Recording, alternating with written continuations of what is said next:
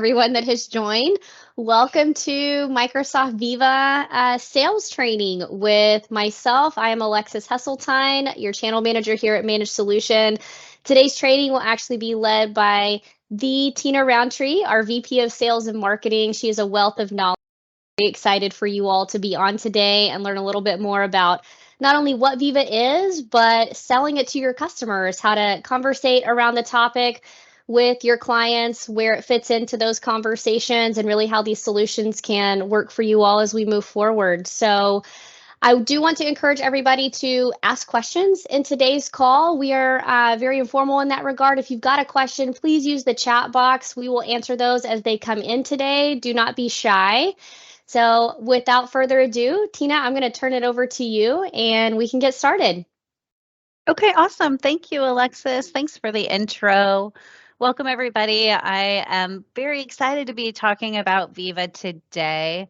Personally, I love when I'm talking about a new product. I've had a couple of opportunities already as we're chatting with customers about Viva to be the person that brought it to their attention. And I feel like there's something really powerful in having consultative conversations with your customers where you can teach them something that they didn't already know. It's hard to do in today's day and age of internet and everybody can kind of figure everything out. So I love to be able to be in that position, and I'm excited for all of you to take this knowledge back to your customers and be able to share something with them that they may not already know. Quick question, show of hands, if you guys can find the little hand raise. How many of you have already started talking about Viva or are aware of Viva? Anybody? Okay, I see one hand. One hand is up. Yep. All right. Awesome. So that's great. This is a newer product that Microsoft has released, so I'm not surprised there's not a ton of people already talking about it. So this should be really good for you guys to get some of this information. And we will have this recording for you. We will have this template for you in our partner portal. And of course, Alexis and myself are here. If you have any further questions at the end of this training, please don't hesitate to reach out to either one of us. Here's our agenda for today. So we are going to talk a little bit about the components that make up Viva and what it means to be talking about the employee experience. I want to just share, why this is relevant, why it's relevant today with you guys, and why I think there's some traction with this product offering. I've defined some ideal customer profiles for you. So I want to talk a little bit about who you want to talk to about this software and what business challenges they're facing and why they would even consider moving on to the Viva platform. I always like to include sort of my methodology when I am talking to customers around how to ask the right questions and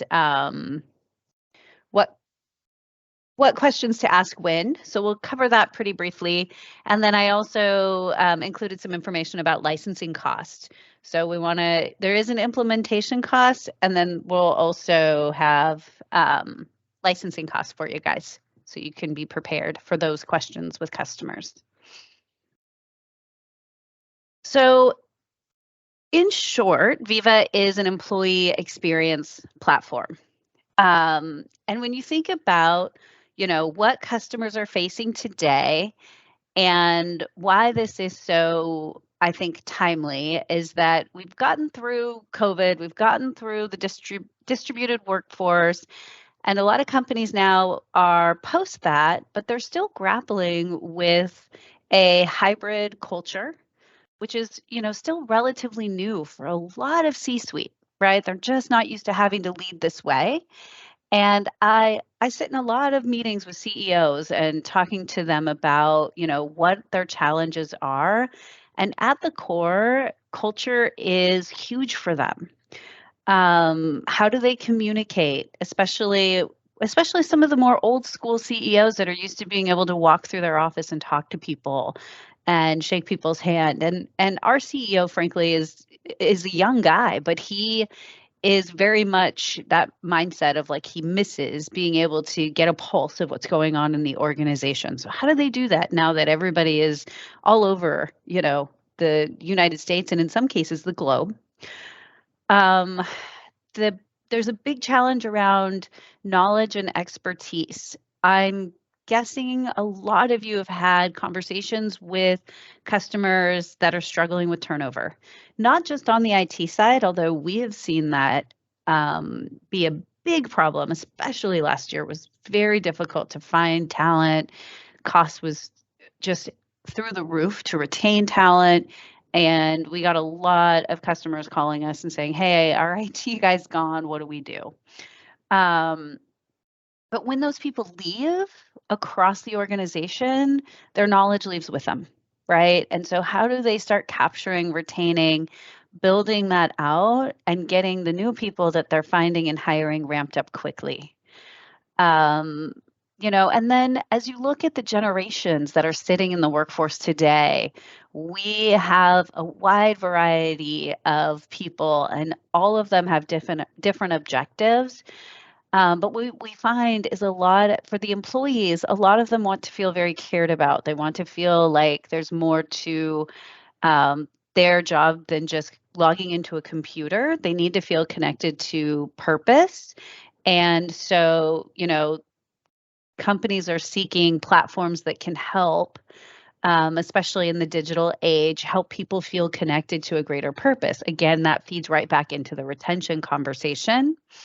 And then, just insights and well-being, making sure that people are taking time. I personally experienced huge amounts of burnout when we all switched to a digital landscape. I mean, I was used to being in the field. I would run around in meetings. I had downtime between meetings. Today it's not unusual for me to have 8 meetings back to back to back to back, right? And so I know that a lot of people that I talk to are struggling with this. Leaders are struggling with how to help their employees find balance. And so that really has brought in an era where people are looking at these types of platforms. Any questions about sort of why an employee experience platform is important or what it can do? I do see, I don't know, looks like one hand raised, but that could be just from leftover from our earlier. I think it's the same person. Yeah, for those of you that just joined, please feel free to ask your questions in the chat box below, or actually it'll be at the top of your screen. I'm looking at it on the right-hand side of my screen, but any questions you have, we'll be tackling those during today's call, so please don't be shy. Okay, so I'll just keep moving. So when I look at, the landscape today, there's about 250 million people using the team platform today. I mean, it is a huge, Microsoft has just seen huge adoption with this platform. And I think of Teams as a platform where people are, interacting with their work. They're meeting, they're calling, they're connected to their apps. Some third-party applications can be brought in. It's a collaboration hub for them and an easy place to chat. Some of you, I don't know if you could see my chat was going off a little bit earlier. I had to shut it down. And so, just a lot of people, this platform has seen a lot of adoption. There's a lot of people on it. And these are the people that are prime candidates to talk to about Viva, because the cool thing about Viva is it fits right inside the Teams platform. So if a company is looking at these types of tools, and maybe they already have some in place, some really powerful sales conversations can be about dislodging some tools that they're already using that aren't integrating with their applications and that end up being more costly. They're great candidates to have this conversation, right? And now you can integrate these tools right into Teams, and you're bringing in software that is super familiar to your end users. So adoption rates go up. And that's always a big sticking point when I'm talking to customers about adoption of a new software, right? When I talk to them about what are the risks associated with this project, it's it's almost always end user adoption. How do we make sure that we're actually getting the value once we get it all implemented? And so this really overcomes that hurdle because the software is actually embedded into to the software they're already using today. And so I think that's a really powerful conversation. Our landscape of customer profiles are mostly the same with one exception, which is bringing HR into the conversation. So generally, I sell solutions and I am primarily working with CEO, CFO, CIO, or IT people in the organization. I personally love talking to CEOs. I feel like they're visionary. They are looking at what is possible. And so when we talk to them about digital transformation with Microsoft tools, they can get really excited about the art of the possible. And I think that they're a great candidate to talk to about employee engagement with Viva because, again, for them personally, having engaged employees is hugely impactful to the bottom line. I mean, when you think about the number, and I'm trying to remember, there's a statistic around engagement that's quite startling. I think it's about 30% of employees, 15%, I just found it, of employees are actually engaged at work. And so imagine if you're a CEO of a company, what that does to your bottom line. I mean, it's just got to give you heartburn. So having those conversations around how do you measure engagement? How do you help cultivate engagement? What do employees need to be engaged and connected? If we know that engaged employees are more productive, which we do, this should be a no-brainer, right, in terms of cost. HR, of course, they're an obvious for this, and this is a new buyer persona for me. I'm not used to selling into HR. And I find HR doesn't necessarily own a lot of budget always, but they're very influential in the buying process. And so I would certainly bring them in. They're ones that are usually picking these types of tools for the organization. So you want them in the conversation. It's still an integration into the tech stack. So we still have our CIOs and our VPs of IT directors. I just am not sure that they're going to have the buy-in for Viva without having some HR or C level executive sponsorship. So that's why I included this group. Any questions on the buyer personas or the customer profiles that we're looking at? I don't see any questions coming in yet, Tina, but I do think that you brought up a good point on that last slide that I think for those that I've talked to in the channel, an easy identifier for who is really going to qualify for Microsoft Viva, who's an ideal candidate for utilizing Microsoft Viva within an organization, are those that already have teams deployed. So I just want to make sure everybody caught that because I think that is a very key piece of information when we're talking about Viva. That is really your first go-to, right, or flag that, hey, this customer is an ideal candidate for utilizing and implementing Viva. Yeah, and I really see two platforms out there right now, right, for employee like collaboration, and it's either Google or Microsoft. And so if they're on Google, I wouldn't try to pitch them Viva. It just doesn't make any sense. But if they're using Teams and they're on the Microsoft platform, then I would start having that conversation. Well, what tools are you using? How can we go deeper? Do you guys have any tools for employee engagement?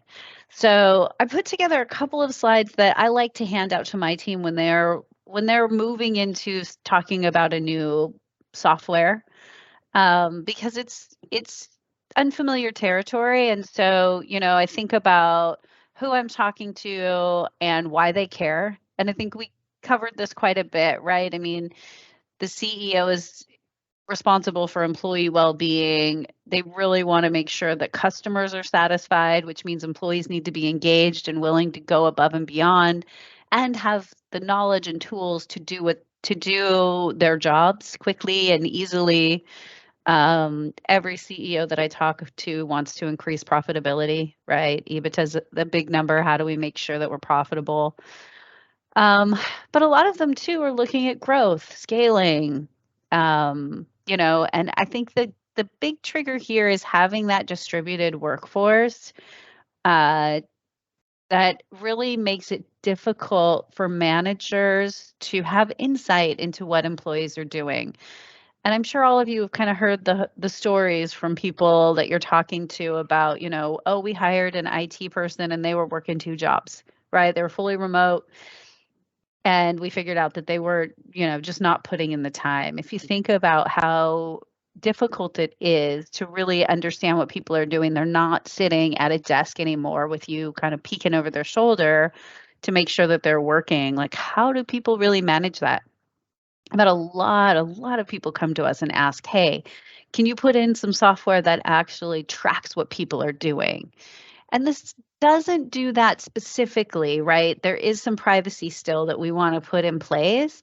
But if you look at some of the tools that Viva offers on the management suite, it can certainly give you some more insights about how many meetings, how many conversations, what kind of documents are they working on that can provide greater visibility at the management layer so that, you can see what's happening with employees that maybe you just have a little question. Are they actually engaged? I think a really engaged employee, most people just know because the output is there. But there's a gray area between disengaged fully and really engaged that I think managers really struggle with. And the quicker you can get into that and understand what's happening, the quicker you can either coach it up or coach it out, depending on what you need to do. There's some conversation starters here that I put in for you guys. Like I said, we'll give this to you as a resource, but anything having to do with, and I like to keep these questions really broad. Are you concerned about culture? Do you feel like your workforce is engaged? How do you know? Right? These are questions that I think just start opening up the conversation and it'll give you lots of avenues to go down. I never like to be pigeonholed into one yes or no question where if they say no, I don't have anywhere to navigate in the sales conversation. So I keep these really open-ended, broad questions, um, really just why, how type conversations. And same thing with HR. We kind of touched on this already, right? But they are, they're greatly impacted when there's employee turnover. Even if they're not having to recruit, having to onboard, a lot of their metrics are often around employee retention and employee engagement. And so they share a lot of the same concerns that the CEOs share, and they need to address a lot of the same problems. Again, they probably have an HR budget, but in my experience, they need a CEO or CFO to be backing this type of project.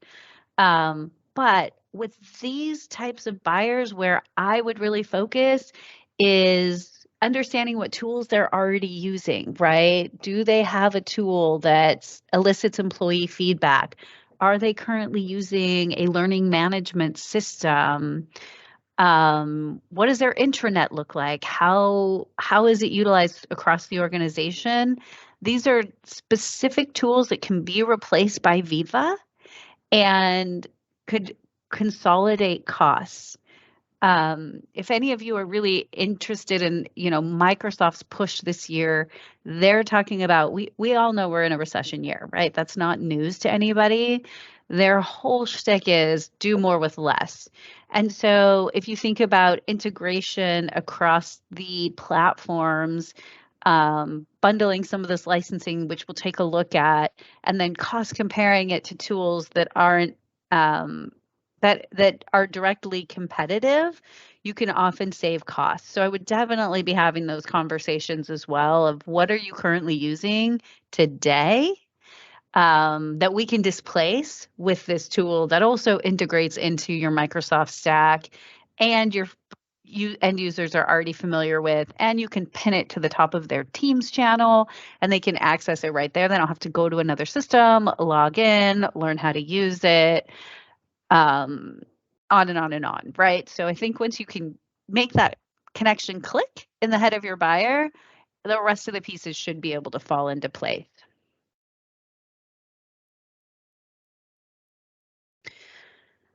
I tend to like an emotional discovery for my conversations, and I do structure them starting with a what question down to a how question and then a why question.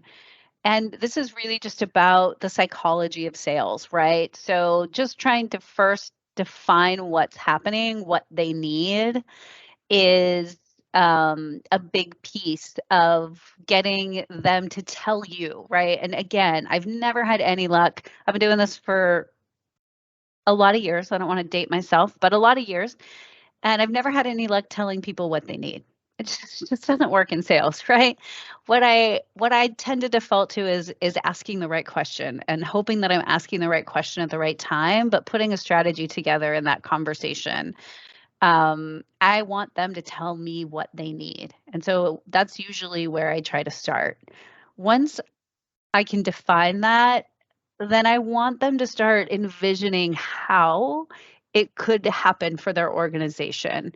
And again, there's so much more power in having them tell you how it can happen than you telling them. Because again, they're now envisioning and creating this solution in their mind. I want to partner with them on that, but I don't want to do it for them because I get a lot more buy-in and a lot more projects go, to closed won when this buyer is actually driving this process and I'm sort of just on the sidelines kind of helping them get to where they need to go. And then last, I want to connect that with an emotional why question. Why is this important? Why is this going to change your day to day? Why will this have an impact? And, if I can get them to feel something in the sales conversation, that too, I think is so impactful for the buyer and differentiates me. I mean, in today's competitive landscape, I'm almost never alone in a sales process, right? I've got 3 or 4 other people that are also talking to my buyer. So, to me, standing out is part of going through this process. And, ideally at the end of it, they feel connected. They feel like I've heard them. They feel like I understand what they're trying to do because we've taken the time to flesh all this out. And they feel excited about the outcome and success of their project. Questions here? Nope. Okay. I don't see any questions coming in here, Tina. We talked about this a little bit, but again, global trends emerge. Employees are really caring about the why behind what they do, right? They want to be connected. And it's difficult when they're not in the office together. I have people on my team that are in Texas that are sitting in their homes all day by themselves. So, my job as a sales leader or as a leader in general is to try to make sure that they feel connected not only to the organization, but also to the purpose of our organization and why we do what we do, right? They need to understand that and make sure that, you know, they feel a connection to it. And I think employees today are also demanding more than just a paycheck. I mean, look at all of these protests that are happening in France. People want flexibility, they want human connection, they want meaning in their work. And so all of this is relatively new ground that leaders are trying to navigate, and these kinds of tools can help. Most people will come into the office to socialize with their coworkers. I think the stats around 83%, but not everybody has that option. So those people cannot be forgotten. And I don't know about you, I've been on painful meetings where there's a group of people in a room together and then I'm on a call bridge and I'm not in the room and I'm completely left out of the conversation. And so now I'm checked out. I'm looking at my email, I'm looking on the internet, and that's not what you want to have happen when you're having these big meetings with people. How do we make sure people are engaged? 75% of employees do not think that their managers are soliciting enough feedback. They don't feel heard. They don't feel like we're asking for their opinion. That's a huge number. And they also want help prioritizing their workload. I think everybody is feeling a lot of pressure to get a lot of things done. And not everybody knows how to say no, especially to a boss. So, having tools that help them prioritize or understand that and feel appreciated for what they do become really, really important, especially if they can't roll into your office and ask the question of, hey, what do you want me to prioritize today? So these are some of the challenges. And then again, that turnover, 70 say they would have stayed at a company longer if they had received development, training, and support, right? So it's not enough today to bring somebody on and fill a position. You also really have to have a growth plan for them. What are they going to, where can they go if you want them to stay more than a year or two? So all of these reasons why Viva is really important and becoming more and more of a conversation today with C-suite, that I'm talking to. I was also going to share with everybody, Tina, I know today's call is primarily focused around selling Microsoft Viva and really where it fits into conversations. But for those of you that are new to Viva, especially for those of you, this is the first time that you've heard of Microsoft Viva. We actually had one of our lead solutions architects do an in-depth overview and demo of really the 4 layers for Microsoft Viva this last month. So I'm going to follow up with everybody and send a recording of that call for those of you that will, I think many of you may find that helpful actually to really get a better understanding too of really what these layers are and the business impact, if you will, for each of them too. So just wanted to throw that out there. Yeah, and we can hop over to this slide. I think, we've done, and the rest of those 2 slides that I just skipped through, we'll send them over to you, but they're really just, again, more stats around why it's important. But there's modules that sit inside of Teams that make up the Viva suite. And I think of Teams as a platform, I think of Viva as a platform, and these 2 platforms connect. Viva actually sits on top of Teams. And so, the first one is a learning management system, right? And almost every company today has some sort of learning management system in place. The cool thing about Viva Learning is you can integrate Viva Learning with learning management systems that are already being used. So if they do have something in place, they can integrate it into Viva, and then Viva becomes that portal, and the videos and the content get fed through Viva. If they're doing their own learning videos and creating their own content, then Viva becomes the container, the hub, if you will, where they can put those videos into, or PowerPoints such as this, right, into one place for people to watch. They can assign training to their teams, so they can recommend what trainings people watch as they come on to the organization, or as maybe they want to grow into a new position within the company. They can make recommendations on what trainings they need to complete, and then there is visibility to see if they've completed those trainings. So that piece, Viva Learning, it's just that learning management system, is $4 per user per month as an individual standalone license, much like a lot of Microsoft products. They'll let you purchase these individual and standalone, or you can bundle them together. Oh, I didn't put the cost for Viva Goals. I'm sorry. I don't know that you can get Viva Goals by itself, Tina. You can at $6. Oh. Well, we'll talk about that. I just realized, sorry about that. I'll fix that before I send it out. But you can buy all of these standalone. So if you are talking to customers and they say, oh gosh, that whole suite seems like a lot, $9, I don't think I can sell it to my leadership, but we do need the LMS piece. You can get it for the $4. And that goes with any of these. Viva Insights is really about productivity, well-being, data-driven. So this is where, if you are in management and you want a little bit more information about how your team's spending their time, a little bit more visibility,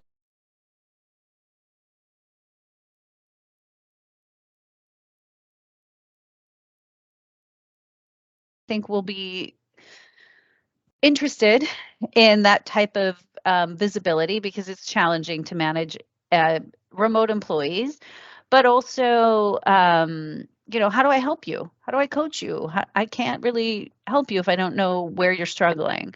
And so this provides that layer, and that's also $4.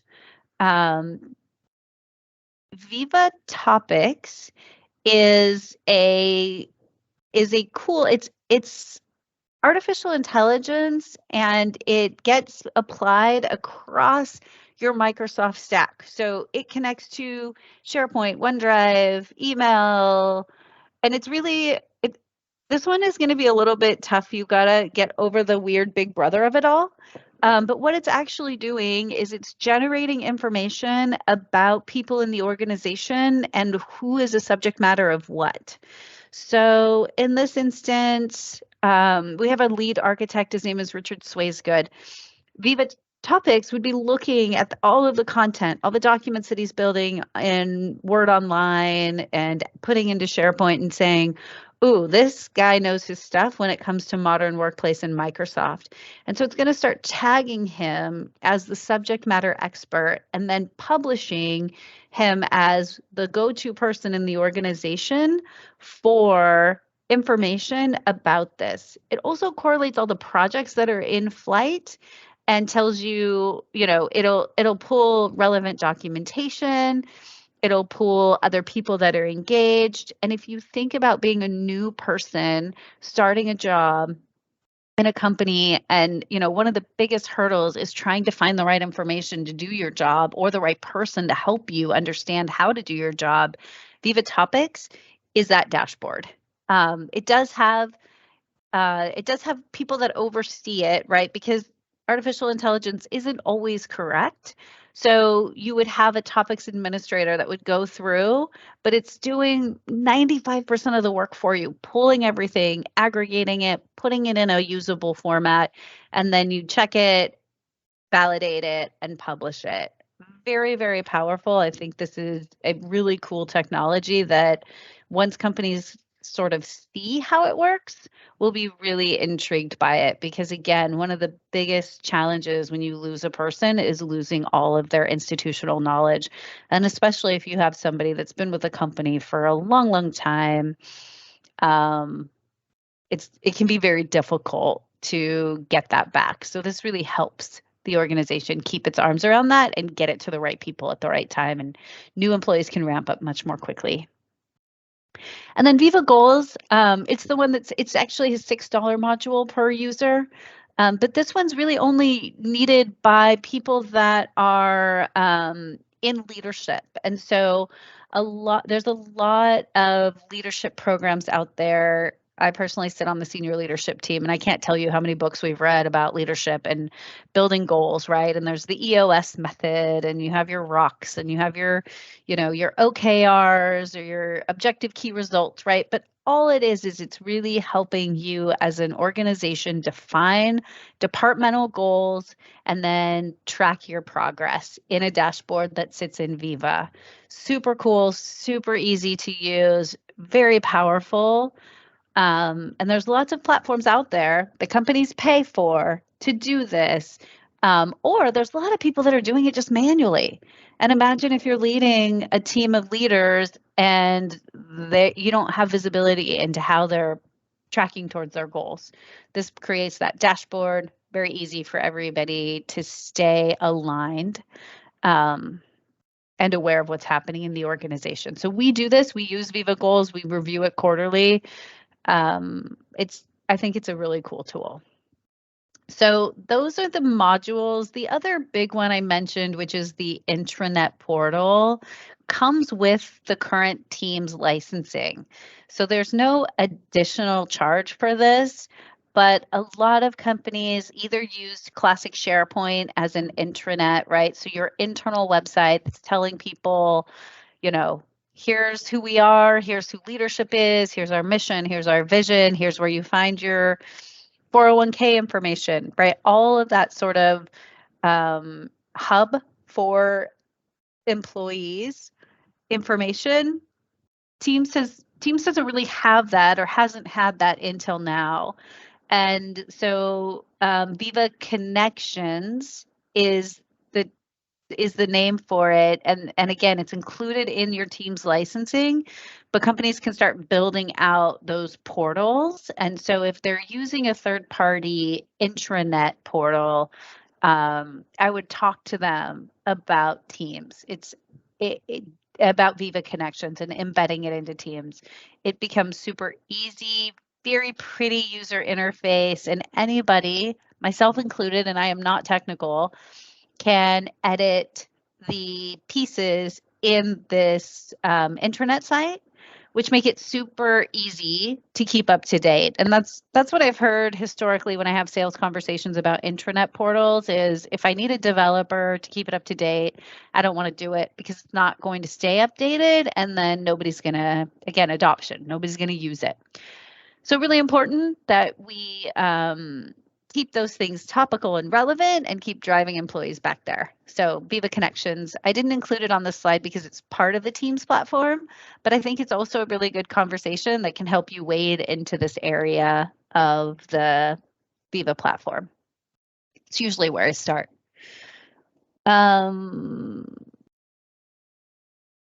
Any questions about the different modules?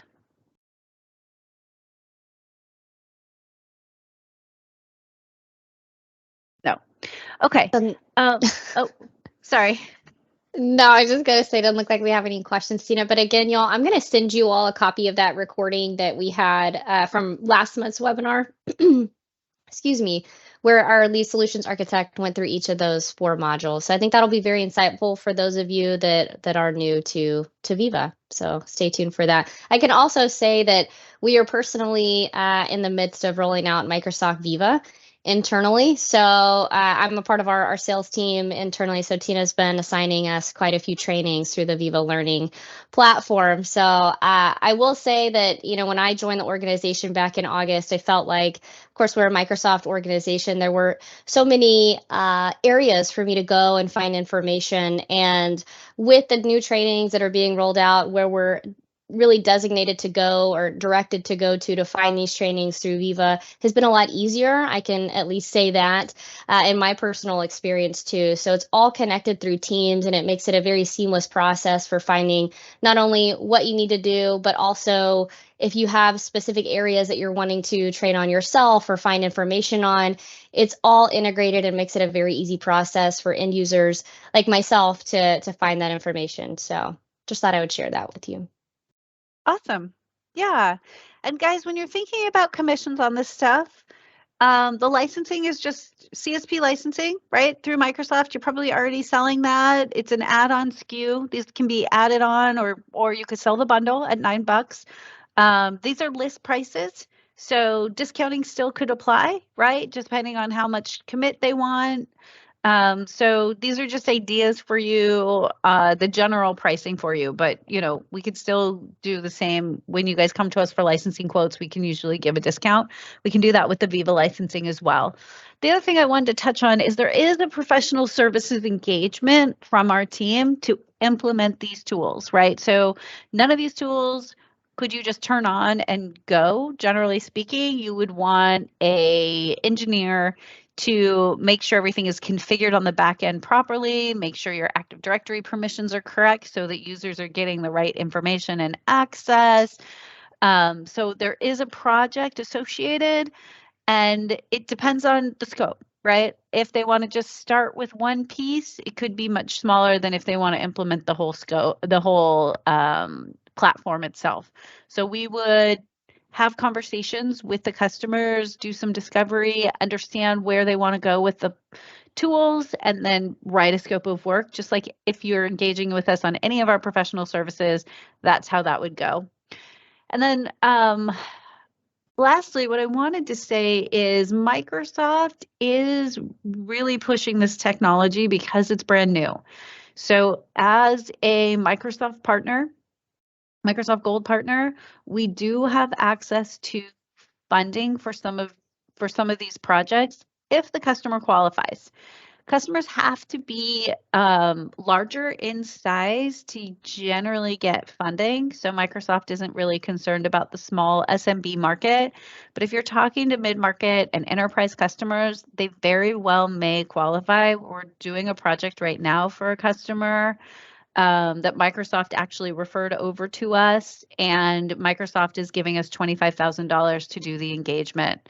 Now, if we do a funded project through Microsoft, there isn't a commissionable amount to the partner on the pro services, but the commissionable amount for the licensing and any additional services sold would apply. So even if Microsoft funds a piece of the engagement, but there's additional services, you could still get commissioned on that. That's a great way to upsell licensing, and we're happy to take a look at any customers that you are talking to about this technology if they're interested, see if we can qualify them. I also think it's a big win when we're talking to our customers if we can do something like this for them that is a funded engagement, easy way to get them stickier. You become a hero to them, right? You can help them outside of just the traditional selling them something. So that is an option. And we're happy to, like I said, work with you guys to nominate customers for these funding initiatives and see if we can get a piece of the engagement funded by Microsoft. Yeah. And just to add on to that, Tina, too, talking about commissions, a big question that I get in the channel is what does our commission structure look like, especially related to licensing? So just to quickly address that, we do offer a 50-50 split on the profit margin for all licensing. So all the licenses have various margins depending on quantities, which license SKUs they're looking for. But generally speaking, that's always going to be a 50-50 split between managed solution and whatever master agent you are running the opportunity through. So just wanted to address that. And then for any professional services engagement that we're working on with your teams, outside of those that may have Microsoft funding tied to them, as Tina mentioned, there is a caveat to that. But if there is no funding that is tied to that opportunity from Microsoft, we do offer 15% off the top line for any professional services engagement. I think that's about all we had for the group today. We did build in some time for questions, but if you guys don't have any, we can certainly wrap up a little bit early. I'll give you guys one